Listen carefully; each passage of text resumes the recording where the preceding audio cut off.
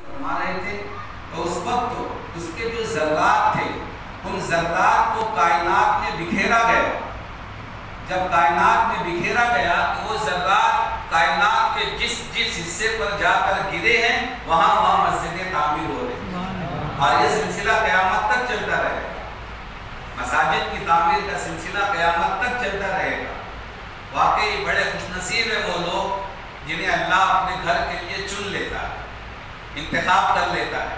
آج جو لوگ دیکھو شب و روز رات کے 3-3 4-4 بجے تک رہ کر ہمارے بزرگ, ہمارے نوجوان, ہمارے بچے اس مسجد کی تعمیر میں بہت محنتیں کی, بہت مشقتیں اٹھائیں.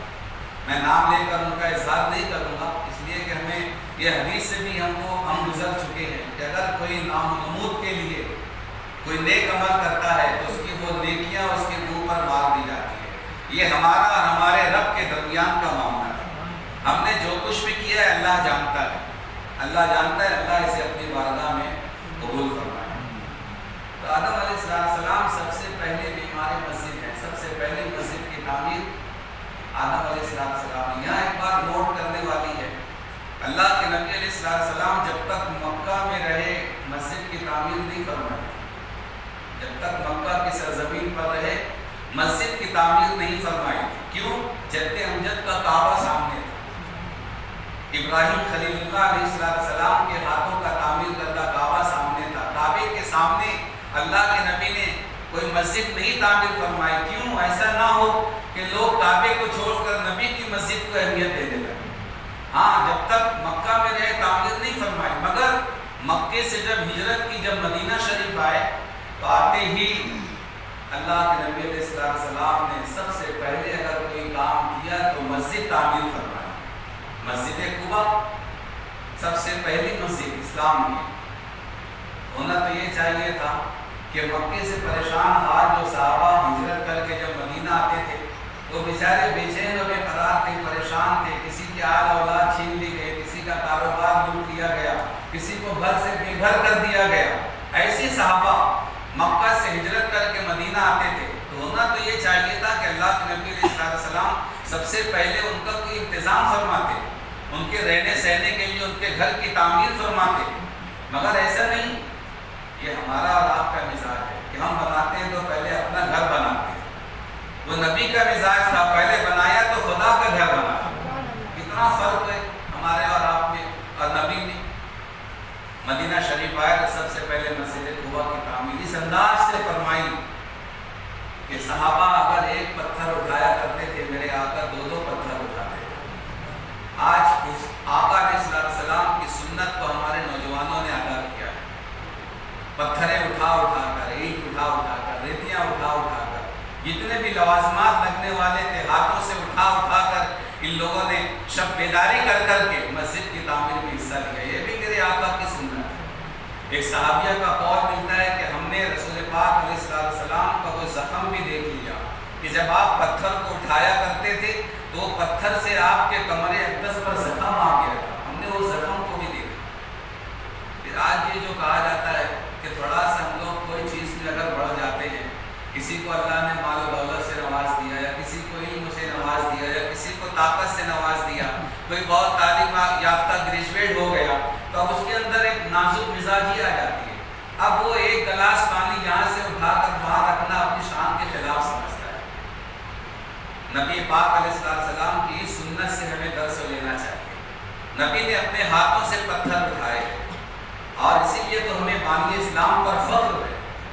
آج دنیا جو ٹارگٹ بنا رہی ہے میرے آقا کو, جسے دیکھو میرے آقا کی شان اقدس میں گستاخیاں کر رہا ہے, ہیرو بننا چاہتا ہے, انہیں یہ اس بات کا خوف ہے کہ یہ مسلمان سب سے زیادہ اگر کسی کو چاہتا ہے تو اس کا نبی ہے, تو نبی کی ذات کو ٹارگٹ پر لیا جائے. مگر ان کی بھول ہے کہ کعبہ ہو, قرآن ہو, یا نبی کی ذات ہو, ان کی حفاظت کا ذمہ خدا نے لیا. بانی اسلام پر ہمیں فخر ہے. بانی اسلام رسول پاک علیہ السلام کی ذات. آپ نے اگر کسی بات کو امت کو حکم دیا ہے تو پہلے اس پر عمل کر کے بتایا, پہلے عمل کیا ہے. امت اگر ایک وقت تو بھوکی رہتی تھی تو میرے آقا 2-2 دن بھوکا رہتے تھے. لیکن حضرت سیدہ فاطمہ زہرا رضی اللہ تعالیٰ عنہ کے گھر جب آقا تشریف لے گئے, حضرت جابر رضی اللہ تعالیٰ عنہ کے ساتھ اپنی بیٹی فاطمہ کے گھر، جب گئے تو جا کر دروازہ دیکھا تو بند تھا۔ اللہ کے نبی پوچھتے ہیں، اللہ کے نبی نے دروازہ کھٹکھٹایا، اندر سے آواز آئی، کون؟ کہا محمد صلی اللہ علیہ وسلم۔ حضرت فاطمہ کہتی ہیں، ابا حضور میں اس وقت ملاقات نہیں کر سکتی، آپ کے ساتھ کون ہے؟ کہا جابر ہے۔ کہا نہیں مل سکتی۔ کہا وجہ؟ کہا اس وقت تو میرے بدن پر اتنا کپڑا نہیں ہے کہ میں آپ سے ملاقات کر سکتی۔ اللہ کے نبی نے اپنی کملی جو کاندھے پر رہا کرتی تو اس کملی کو اٹھا کر گھر میں پھینکا کر حضرت فاطمہ اس کملی سے اپنے بدن کو چھپایا، اور اس کے بعد پھر آقا علیہ السلام اندر داخل ہوئے۔ جب جا کر آپ تشریف فرما ہوئے تو اللہ کے نبی پوچھتے ہیں بیٹی کیسی ہو؟ اب کوئی بھی باپ اپنی بیٹی سے جب خیریت پوچھتا ہے اور وہ بیٹی اگر کوئی تکلیف میں ہوتی ہے تو وہ رونے لگتی ہے۔ ہر چھوٹا بڑے کو دیکھ کر روتا ہے۔ حضرت فاطمہ رونے لگی، ابا حضور اس وقت تو میں دوہری تکلیف میں ہوں۔ دوہری تکلیف؟ کون سی تکلیف؟ کہا پہلی تکلیف تو یہ کہ میں نے یہ جو ایام میرے گزر رہی ہیں بیماری میں گزر رہی، اور دوسری تکلیف یہ ہے کہ میں اس وقت 2 دن سے فاقے سے ہوں۔ اب کوئی باپ بھی تو ایسا نہیں ہوگا نا کہ بیٹی اگر تکلیف میں ہے تو اس کی آنکھ میں آنسو نہ ہے۔ اللہ کے نبی کی آنکھ میں بھی آنسو آ، اور فرماتے ہیں بیٹی تم نے 2 دن سے نہیں کھایا، میری طرف دیکھو۔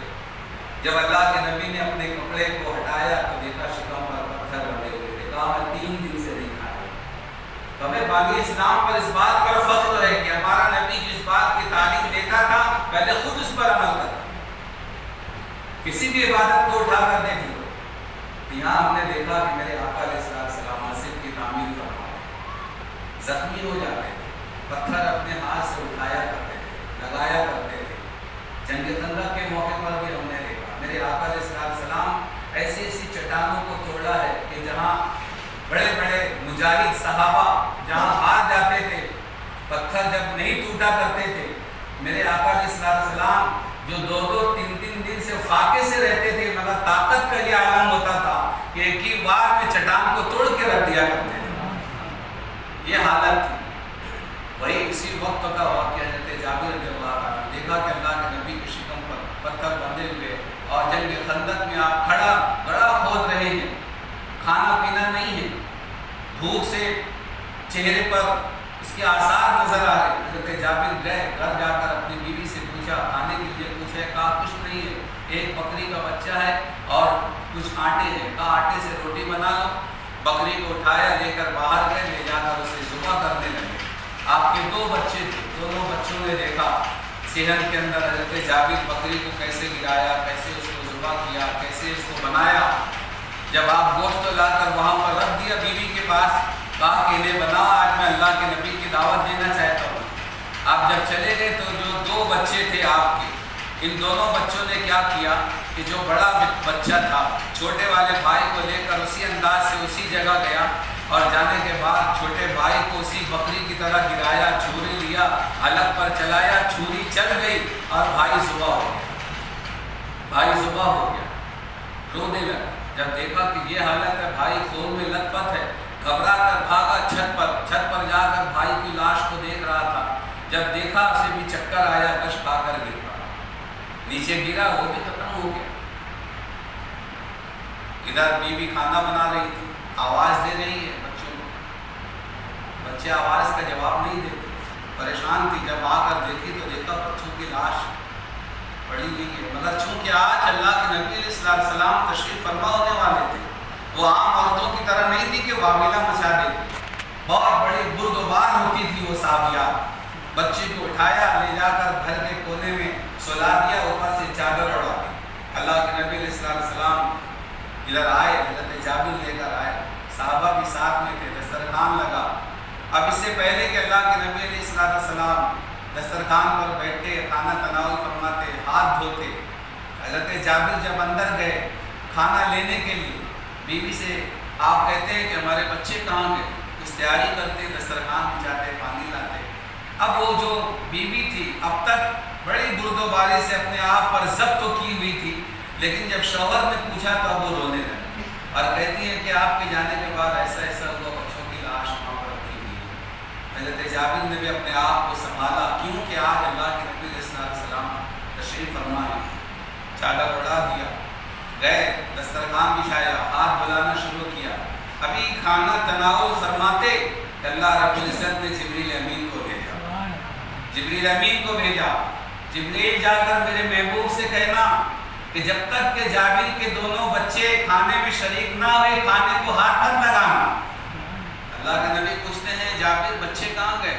اب حضرت جابر بھی رونے لگے، جب کوئی بڑا پوچھتا ہے نا تو چھوٹا رو دیتا ہے، اب وہ بھی رونے لگے، یا رسول اللہ میرے گھر میں ایسا ایسا